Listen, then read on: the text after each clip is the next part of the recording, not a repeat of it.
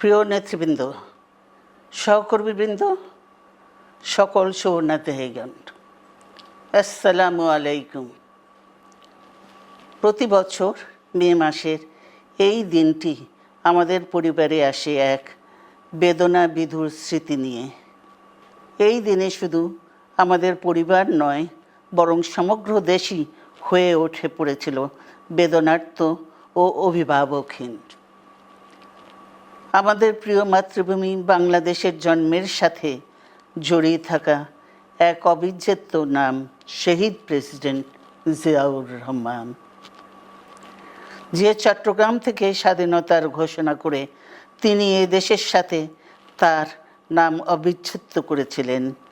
সেই চট্টগ্রামেই এক সফল, সৎ, দূরদর্শী ও প্রকৃত দেশপ্রেমিক প্রেসিডেন্ট হিসেবে নিজের জীবন উৎসর্গ করেছেন।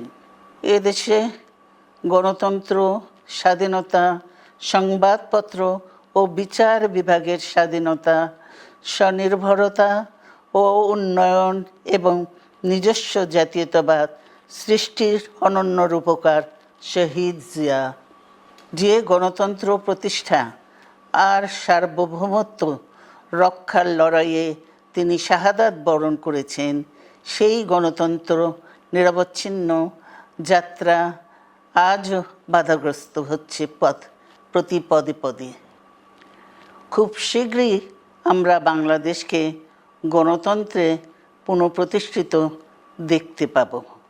এই হোক শহীদ জিয়ার শাহাদাত বার্ষিকীতে আমাদের অঙ্গীকার।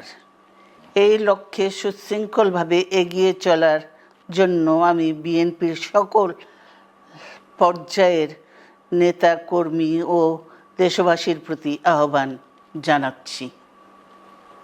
মনে রাখবেন, সবার জন্য গণতন্ত্র ও উন্নয়নের মাধ্যমে সকল সমস্যার সমাধানের যে রাজনীতি শহীদ জিয়া রেখে গেছেন, তা বাস্তবায়নের মাধ্যমে তার প্রতি শ্রদ্ধা জানাতে হবে।